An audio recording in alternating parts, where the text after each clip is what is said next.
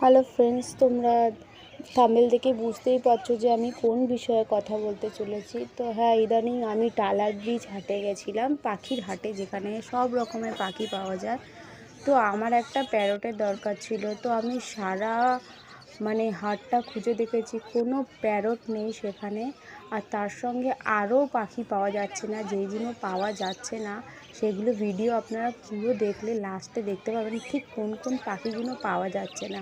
আপনারা প্লিজ পাখি কেনার আগে এই ভিডিওটি দেখেন, তাহলে কি খালি জায়গায় ফিরে আসতে হবে না।